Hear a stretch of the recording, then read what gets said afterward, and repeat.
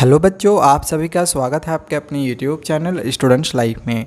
तो बच्चों, आज हम जानेंगे कि जैसे ही सीबीएसई सैम्पल पेपर रिलीज़ करती है तो इससे स्टूडेंट्स को कौन कौन से 4 बेनिफिट्स मिलते हैं, और साथ ही यह भी जानेंगे कि एग्जैक्टली कब तक सीबीएसई सैम्पल पेपर रिलीज़ कर देगी।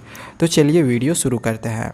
सबसे पहले हम ये समझ लेते हैं, क्योंकि कई सारे स्टूडेंट्स के कमेंट्स आ रहे थे कि सर क्या और भी सिलेबस को रिड्यूस किया जाएगा, क्योंकि कई जगहों पे ये दिखाया जा रहा है कि 60% सिलेबस को कम किया जाएगा। ऑलरेडी अभी 30% है, यानी कि और 30% सिलेबस कम होगा। लेकिन बच्चों, यहाँ पे मैं आप लोग को बता दूँ कि ये न्यूज़ पूरी तरह से गलत है। अभी सैम्पल पेपर आने का समय है, तो अभी सैम्पल पेपर आएगी, ना कि सिलेबस को और कम किया जाएगा। और इसके लिए मैंने ऑलरेडी एक वीडियो भी बनाया हुआ है, जिसमें आप लोग को मैंने बताया कि और सिलेबस को कम नहीं किया जाएगा। हाँ, दूसरा स्टेट बोर्ड होगा या फिर दूसरा बोर्ड होगा तो वहाँ पे मे बी कि सिलेबस कम होगा, लेकिन सीबीएसई का सिलेबस और कम नहीं होगा। ठीक है, ये पूरी तरह से फिक्स है। अभी सैम्पल पेपर आने का समय है, तो सैम्पल पेपर अभी रिलीज़ किया जाएगा। अब हम ये समझ लेते हैं कि हमें कौन कौन से 4 बेनिफिट्स मिलने वाले हैं। सबसे पहला जो बेनिफिट्स मिलेगा वो हमारे लिए सबसे बड़ा बेनिफिट होगा कि इससे हमें एग्ज़ाम का पैटर्न एग्जैक्टली पता चल जाता है। इससे हमें ये पता चल जाता है, यहाँ पे मैं आप लोग कुछ सैंपल दिखाना चाहूँगा। 2019 का ये सैम्पल पेपर रिलीज़ किया गया था सीबीएसई के द्वारा।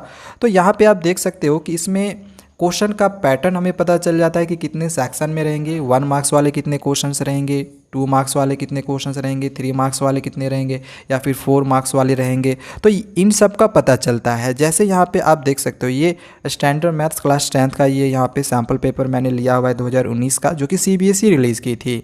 अब यहाँ पे बताया गया था कि 4 सेक्शन में क्वेश्चन रहेगा ABCD, और हमारा क्वेश्चन पेपर भी देखो बिल्कुल इसी पैटर्न पे आता है। 4 सेक्शन में यहाँ पे क्वेश्चन दिया हुआ है। इसी तरह अगर हम बात करें सेक्शन ए में, अगर आप कितने मार्क्स के क्वेश्चंस रहेंगे, तो यहाँ पे 20 क्वेश्चन रहेगा, एक मार्क्स का। सेम यहाँ पे वही दिया हुआ है कि 1 मार्क्स के आपके 20 क्वेश्चन दिए हुए रहेंगे। इसी तरह से सेक्शन बी में दिया हुआ होगा कि जितने मार्क्स के क्वेश्चंस रहेंगे, 2 मार्क्स वाले या 3 मार्क्स वाले। तो इस तरह से हमें यहाँ पे क्वेश्चन का पैटर्न पता चल जाता है, और इससे हमें एग्ज़ाम का पूरा पैटर्न समझ में आ जाता है कि क्या क्या हमारे चेंजेस होने वाले हैं या फिर क्या क्या हुए हैं।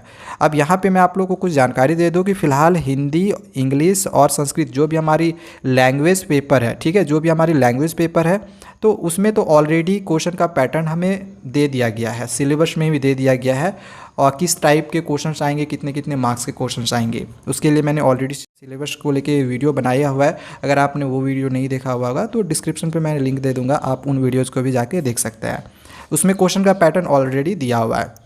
अब यहाँ पे बाकी 3 मेन सब्जेक्ट्स हम का हो गया, मैथ, साइंस और सोशल साइंस। और सोशल साइंस में फिक्स है कि वहाँ पे क्वेश्चन का पैटर्न हमें पूरी तरह से चेंज देखने को मिलेगा इस बार।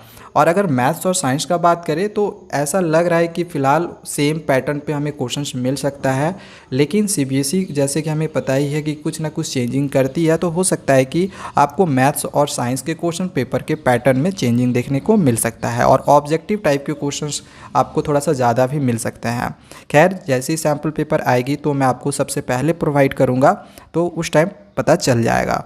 दूसरा बेनिफिट ये होता है कि इससे जो हमारे एग्जामिनेशंस में क्वेश्चंस रहते हैं, सेम उसी टाइप के क्वेश्चंस का हमें पता चल जाता है। जैसे यहाँ पे एग्जांपल मैं देना चाहूँगा, ये जो सीबीएसई सैम्पल पेपर रिलीज़ की थी 2019 में, तो वहाँ पे आप देख सकते हो कि एक क्वेश्चन, यहाँ पे ऐसे बहुत सारे क्वेश्चंस मैच करते हैं। जैसे ये क्वेश्चन है, तो सेम यही क्वेश्चन आप यहाँ पे देख सकते हो कि क्वेश्चन पेपर जो 2020 में हम लोग आया था, सेम इसी टाइप का क्वेश्चन पूछा गया है।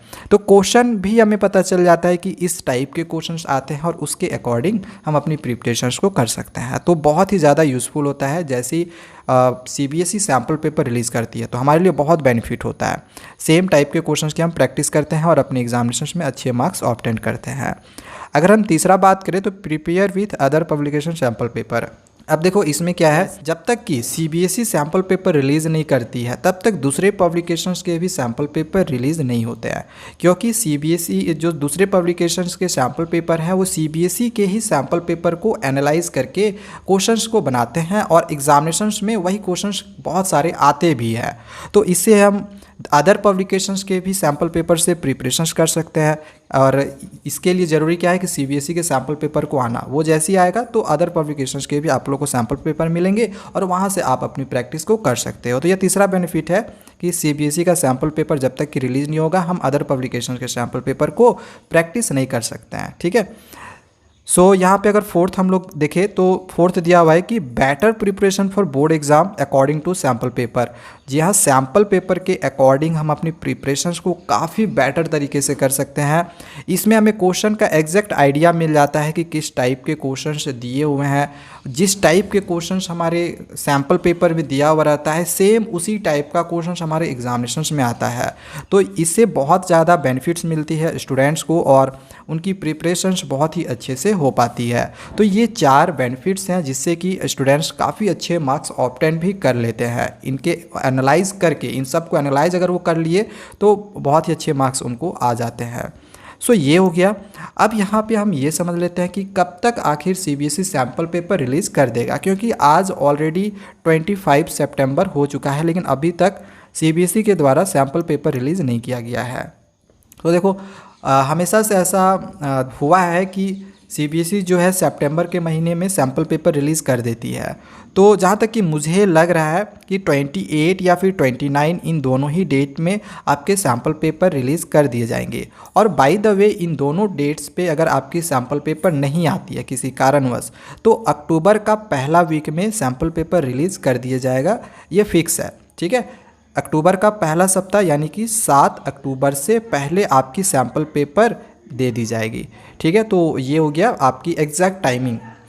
अब आगे जो भी होगा, जैसे सैम्पल पेपर रिलीज़ किया जाता है तो आप तक मैं वो सबसे पहले पहुंचाऊंगा। तब तक चैनल को आप सब्सक्राइब करके रखो। Thank you.